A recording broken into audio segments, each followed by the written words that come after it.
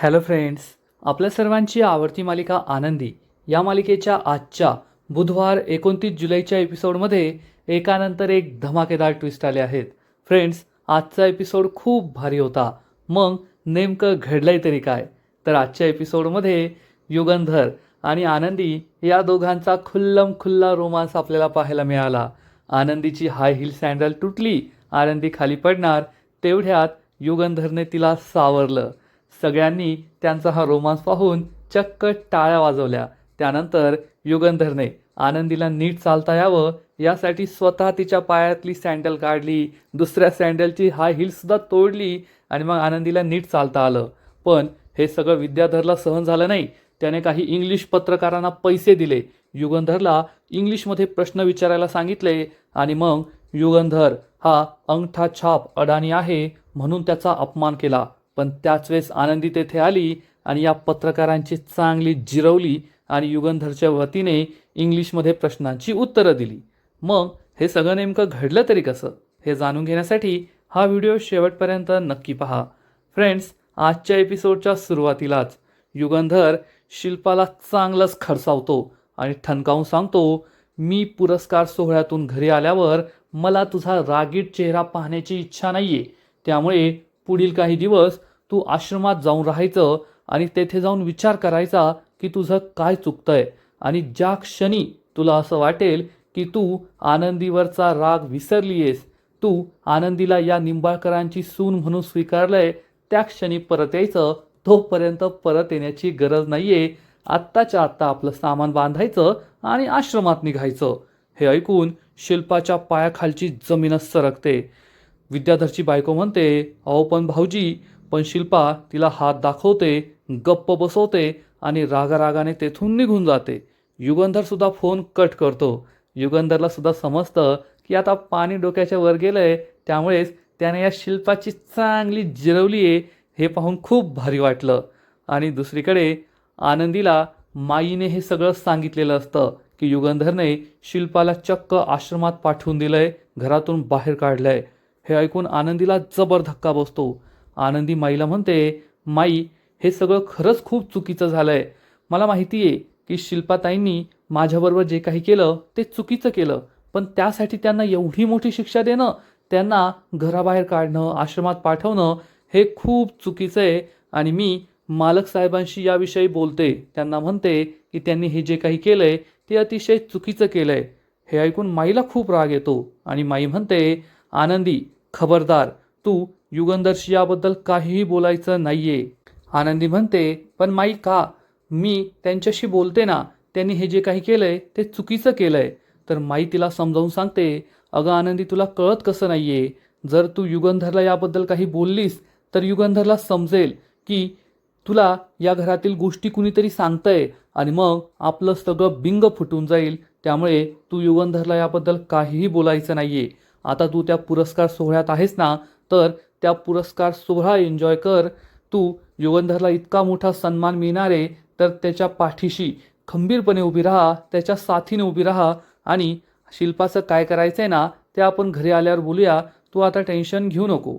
ही गोष्ट आनंदीला सुद्धा पटते आणि आनंदी म्हणते, हो माई, खरंच मला आहे ना तुमचा खूप अभिमान वाटतो. तुमच्यामुळेच मी या पुरस्कार सोहळ्यात येऊ शकले आणि मला कोठे जायचं, काय करायचं हे सगळं कळतंय. आज मालक साहेबांना इतका मोठा सन्मान मिळणार आहे आणि माझ्यामुळे त्यांना हा सन्मान घ्यायला कोणताही त्रास होऊ नये अशीच माझी इच्छा आहे आणि हे फक्त तुमच्यामुळे शक्य होतं आहे.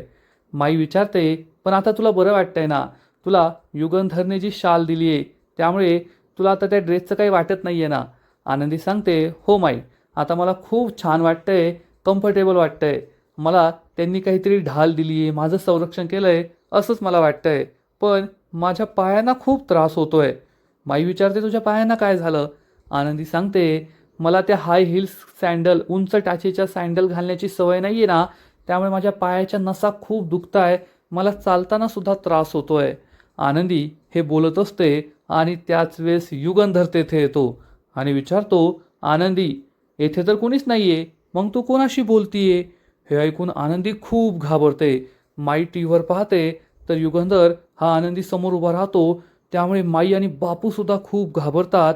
आता युगंधरला काय उत्तर द्यायचं हाच प्रश्न आनंदीला पडतो. माई आणि बापूला असं वाटतं की आता आपण पकडलो गेलो, आपलं बिंग आता फुटलंय. दुसरीकडे पृथ्वी आणि आरती हे दोघे हॉटेलच्या रूममध्ये असतात.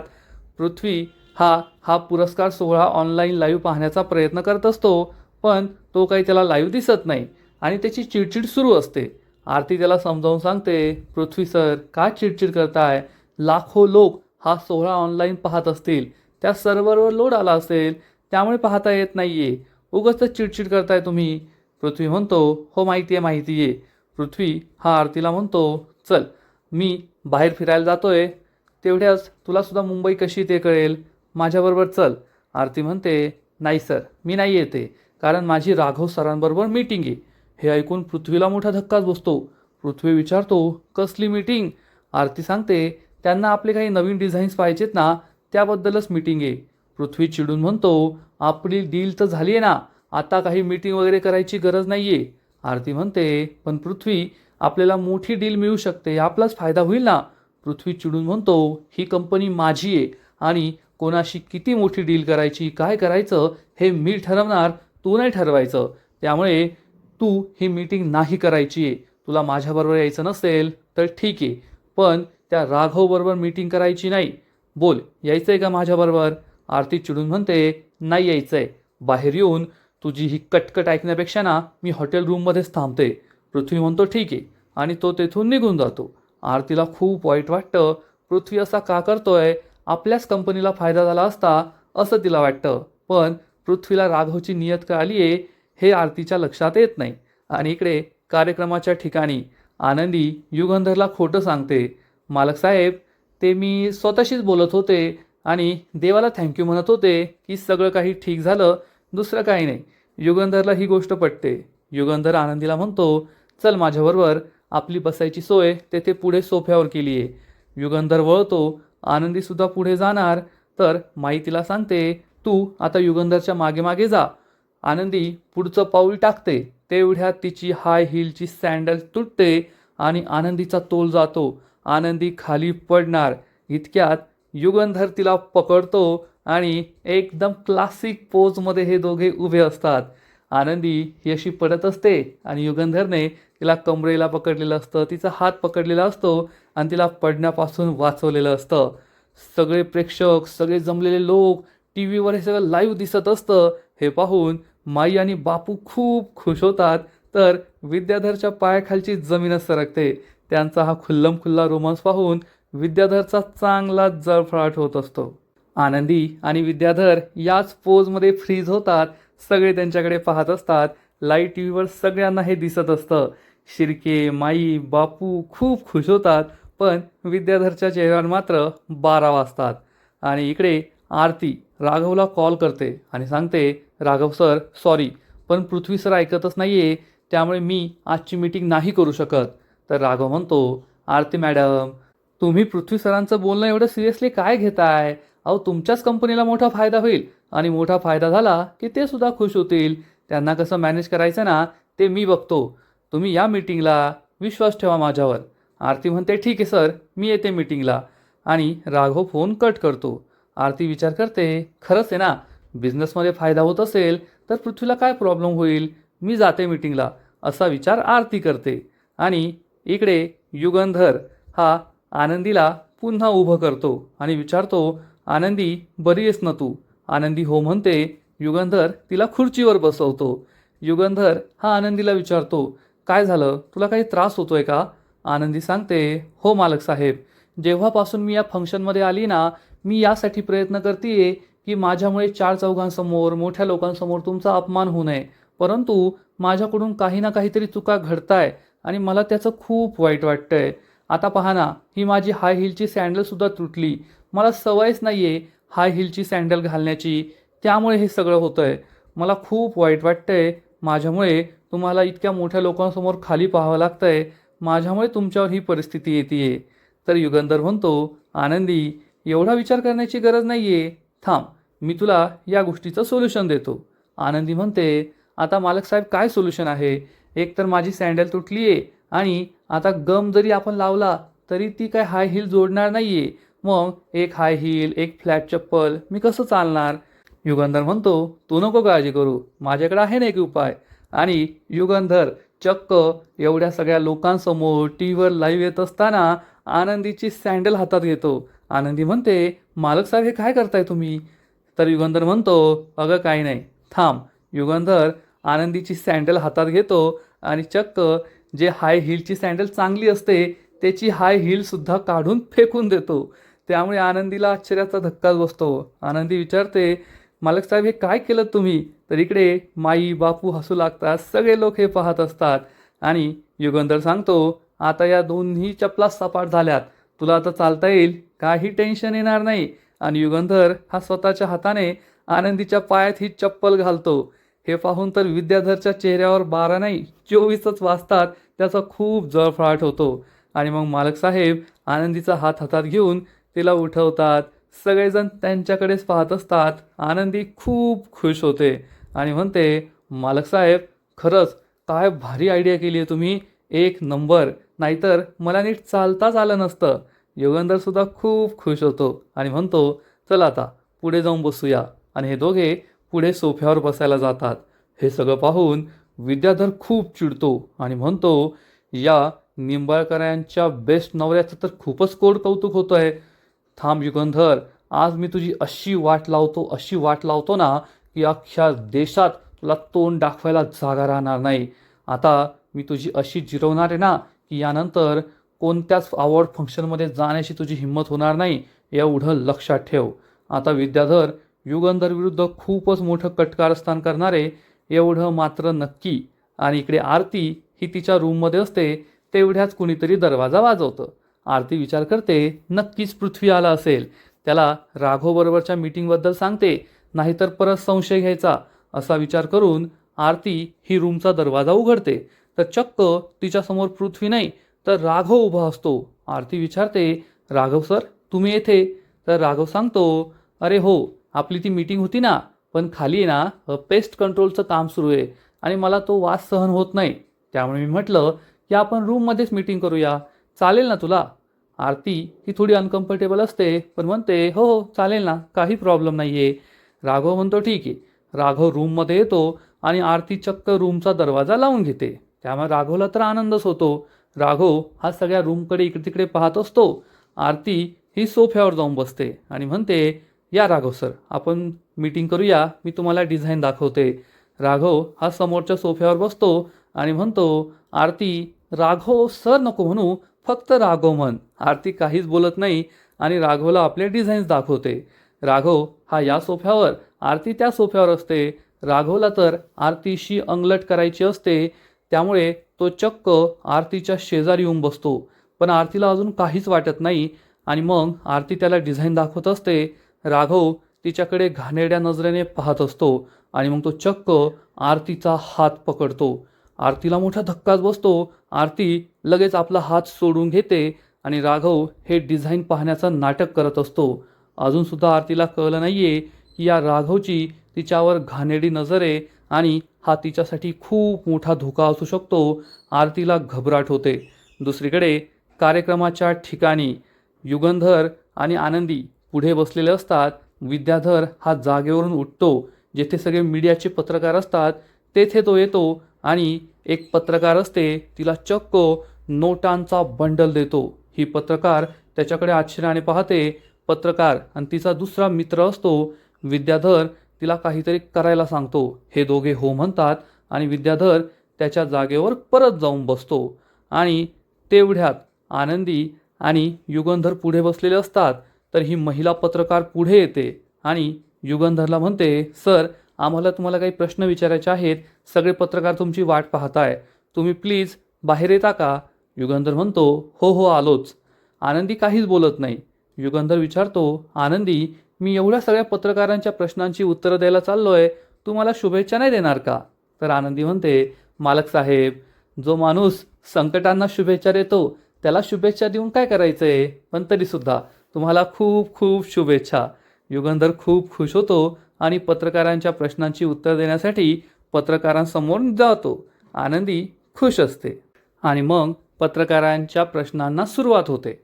एक महिला पत्रकार विचारते, युगंधर साहेब, आता तुम्ही आम्हाला सांगा की तुमचा हा प्रवास कसा होता. आज तुम्ही global icon of the year झाला आहात.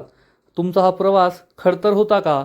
युगंधर उत्तर देतो, हो, प्रवास तर खडतर होता. कोणतंही यश मिळवायचं असलं की ते सहजासहजी मिळत नाही आणि त्यात जर ते बिझनेसमध्ये असेल तर प्रवास खडतर असतो. परंतु मी खडतर प्रवासाचा कधीच विचार केला नाही, संकटांचा कधीच विचार केला नाही. संकटांसमोर पाय घट्ट रोवून उभं राहिलो, त्यामुळेच आज मला हे यश मिळवता आलंय. ही पत्रकार विचारते, मालक साहेब, तुम्ही नवीन उद्योजकांना काय सांगाल?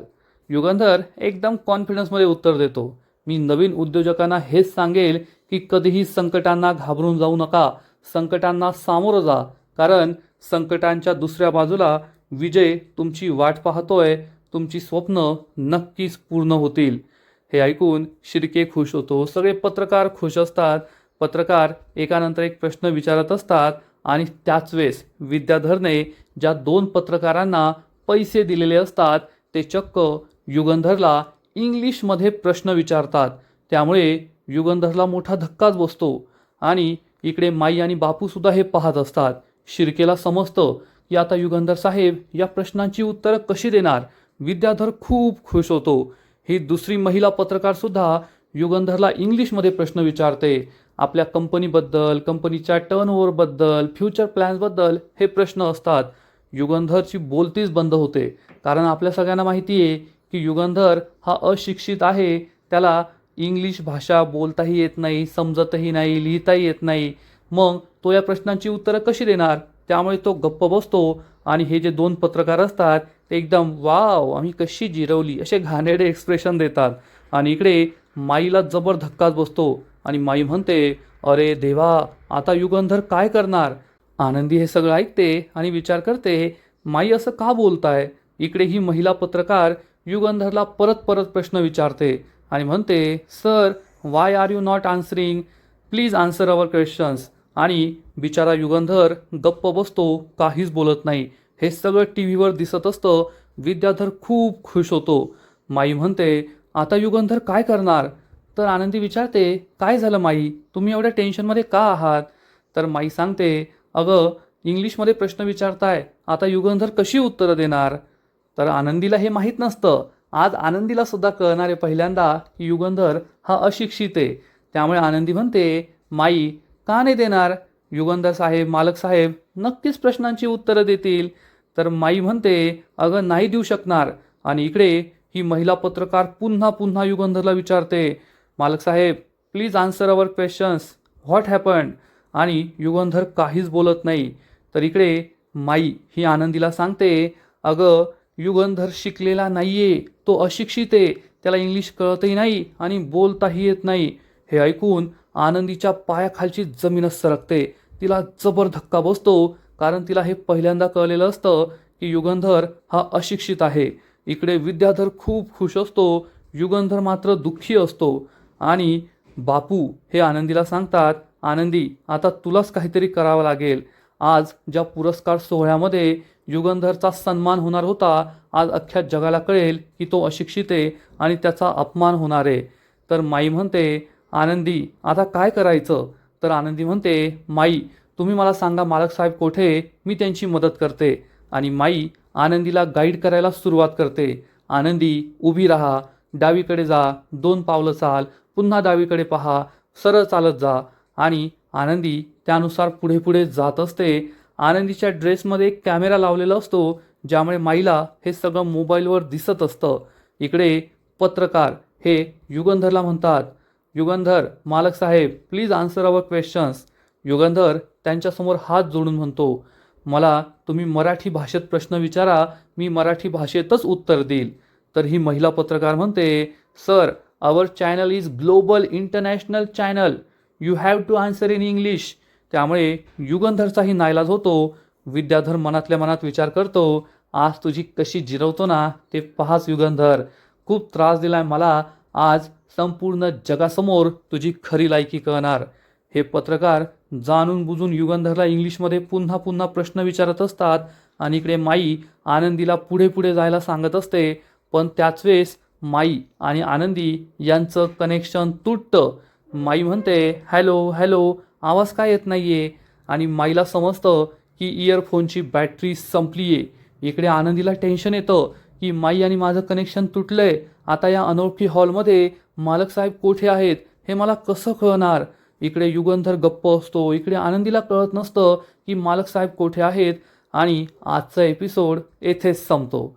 फ्रेंड्स, खरंच आनंदी या मालिकेचा आजचा एपिसोड खूप भारी होता, इंटरेस्टिंग होता. पण पुढील एपिसोड आणखीन भारी असणारे, आणखीन धमाकेदार ट्विस्ट येणारे. पुढील एपिसोडमध्ये आपण पाहू की हे दोन पत्रकार युगंधरचा अपमान करतील आणि म्हणतील असं वाटतंय की तुम्ही अशिक्षित आहात, you seems to be illiterate.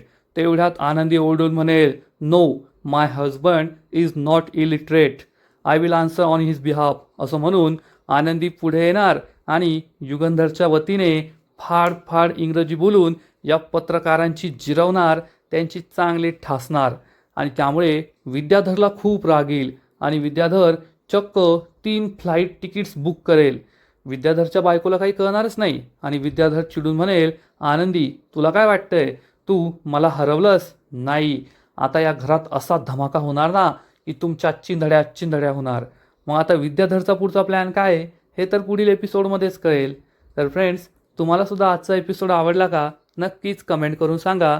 आणि आनंदी या मालिकेचे असेच नवीन नवीन एपिसोड, नवीन नवीन अपडेट सर्वात आधी पाहण्यासाठी व्हिडिओला लाईक करा, शेअर करा, चॅनलला सबस्क्राईब करून बेल आयकॉनवर क्लिक करा.